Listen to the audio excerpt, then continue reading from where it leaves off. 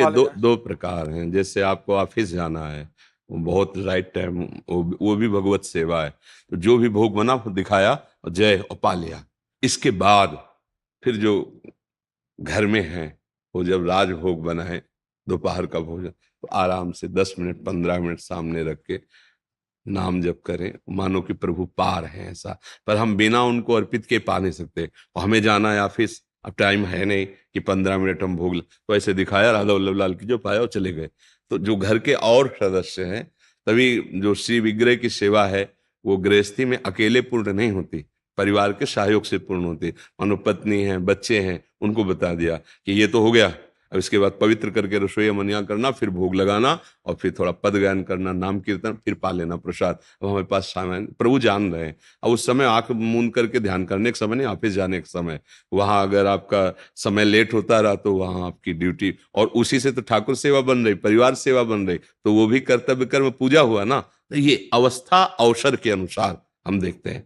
अब आप ट्रेन में चल रहे हो, बिना अर्पित किए पाना नहीं है, पूरे ठाकुर जी को लेके थोड़ी चला जाए। तो राधा वल्लभ लाल की जय, हे प्रभु आपके तो पानी हो गया, यहाँ बैठे हैं प्रभु पा रहे हैं, ऐसे भाव कर लिए गए। तो विवेकवान पुरुष हर समय प्रभु से जुड़ा रहना चाहिए, चित्त का चिंतन जुड़ना चाहिए, ये बात समझता है। समय है तो पूजा का विस्तार कर दिया, कम समय है तो कम समय में कर लिया, बिल्कुल नहीं है तो चलते चलते पूजा हो जाएगी। राधा वल्लभ लाल की जय। हम अपना बस में बैठे हैं, 2 पराठा पा रहे हैं, सेवा कर लिए जाके ना, राधा वल्लभ, वो भोग लग रहा है, भावना करो प्रभु आपका, आप यहाँ बैठे हो, पा रहे हो गया। समझ रहे ना? सबसे बड़ी खास बात है प्रभु से जुड़े रहना। ये जितनी क्रियाएं हैं ना, प्रभु से जो, प्रभु ही यहां अंदर बैठ करके अन्न पचा रहे हैं। अहम वैश्वानरो भूत्वा प्राणिनाम देहमाश्रिता, मैं प्राणियों के अंदर वैश्वानर अग्नि के रूप में, जठराग्नि के रूप में सब अन्न को पचाता, तो वही तो पा रहे हैं ना। तो बाहर से समर्पित किया, समय नहीं है तो भाव से समर्पित किया, पा लिया। प्रभु ही पार है, आप ही पार। जुड़े रहना, प्रभु उप आसन, उपासना मतलब प्रभु के नजदीक रहना, जुड़े रहना। कहीं भी हो, चलते फिरते उठते बैठते प्रभु से जुड़े रहो, परम मंगल हो जाएगा, परम सुख मिल जाएगा। कभी नाम जप से जुड़े, कभी उनकी कथा सुन रहे, सत्संग बहुत बढ़िया। जैसे कलयुगी यंत्र मोबाइल है ना, तो ये इसमें दोष भी है और इसमें महान गुण भी है। कोई भी ऐसा नहीं जिसमें गुण दोष। अब जिसको दोष लेना है तो दोष ले लो, गुण लेना है तो गुण ले लो। तो गुण इतना बढ़िया है कि आप कहीं भी हो, किसी भी महापुरुष के वचन सुन सकते हो, नहीं कहीं भी सुन सकते हो। अच्छा, आप अकेले फंस गए, बड़ी समस्या है, कितना बढ़िया गुण है, आप किसी को भी सूचना दे सकते हो, पुलिस को दे सकते हो, घर वालों को दे, किसी को भी दे सकते हो। जहां आपकी आवाज नहीं जा सकती वहां मोबाइल पहुंचा देगा, ले पहुंचा देगा। अगर दोस्त देखो, अब एकांत में बैठे गंदी बातें चयन करके देखो तो फिर आपका पतन हो ही जाएगा। तो मोबाइल अच्छी चीज भी है, बहुत लाभदायक है, कि जो हम बात आपसे कर रहे हैं ये अभी कम समझ में आई, और इसको 10 बार सुनोगे तो ज्यादा समझ में आ जाएगी। तो 10 बार हमारे रूप को दिखाना, हमारी बात सुनाना, मोबाइल काम करेगा। तो हमें तो लगता है कि बहुत बढ़िया। तो अगर हम बढ़िया बात पकड़े तो मोबाइल बहुत बढ़िया है, और अगर बुरी बात पकड़ ले तो फिर गड़बड़ है। तो ऐसे ही पूरी सृष्टि में अगर हम बढ़िया कार्य, तो फिर हमें बढ़िया बढ़िया समझ में आएगा, बुरे कार्य तो सब फिर बुरे ही नजर आएंगे। तो ऐसा है। वो अगर भोग लगाने में अगर थोड़ा लेट हो जाए तो अपराध तो नहीं? अरे भाई, हमारा समझो प्रभु से जुड़े रहना खास बात है। अब आप तो मान लो गृहस्थ में हो, अब हमारा ये था कि कई कई दिन हमारे जैसे हितधाम में रहते, छुट्टी कुटिया में, कई कई दिन हमारा जो मतलब पूर्वाभ्यास था सन्यास का, एकदम एकांत, ना बोलना ना देखना ना सुनना। और उसके लिए फिर बाहर से ताला लगवा देते, जिससे सबको लगे कि कहीं गए हैं। बाहर से ताला लगा है, अंदर हम है, पर्दा लगा हुआ है।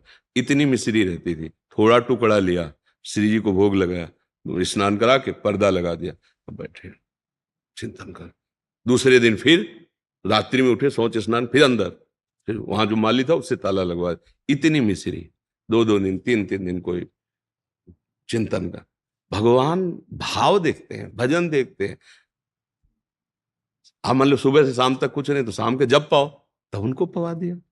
अरे वो अन्न के भूखे नहीं है, वो आपका भाव के भूखे नहीं। भगवान भाव का भूखा हूं मैं, और भाव ही एक सार है।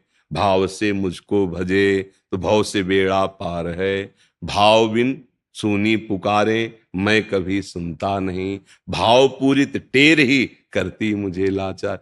दुशासन ने, दुर्योधन ने इतनी भारी व्यवस्था की थी, जब भगवान संधि के लिए गए थे ना, कि हम कहा कि आओ, तो उनका दो ही प्रकार से स्वागत स्वीकार किया जाता है, या तो प्रीति हो और या भी भूखा हो। हम में भूख नहीं, तुम में प्रीति नहीं, गए ही नहीं।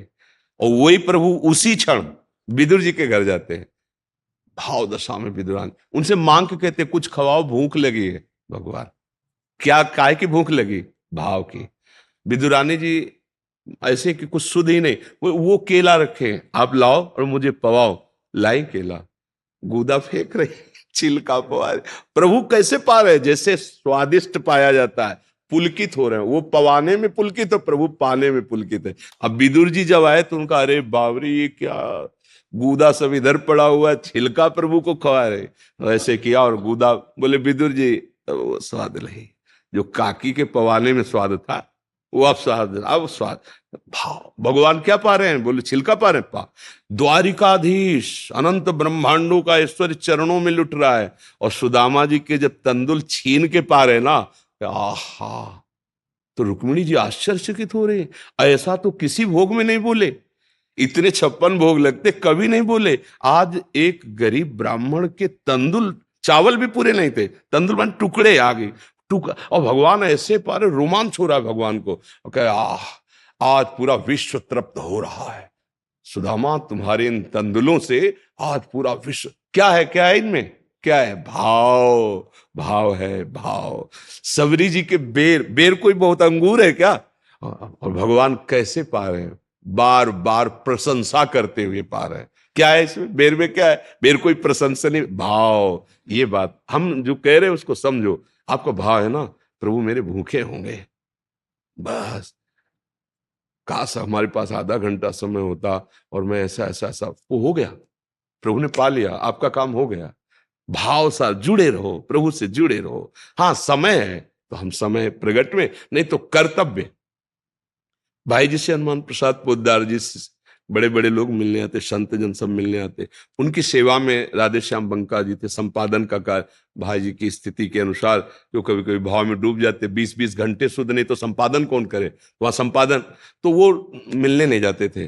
काफी काफी दिन हुए, तो कई भक्तों ने कहा कि आप तो उनके निजी जन हो, बाहर से आते हैं दर्शन करने, आप उनके दर्शन करने नहीं जाते। तो मतलब हमारी समझ में नहीं आ रहा, क्या भाई जी पर आपकी वैसी भावना नहीं जैसे लोगों की है? तो जब बहुत किया था, उन्होंने कहा, देखो भाई जी की आज्ञा का पालन करना भाई जी से मिलने से भी ज्यादा मैं समझता हूं। अगर हम आज्ञा पालन कर रहे हो, भाई जी निश्चिंत है ना, तो मुझे बात समझो। हाँ, अगर हम प्रभु के जुड़े हैं ना, उनकी आज्ञा पे है ना, बड़ा मस्ती मस्ती।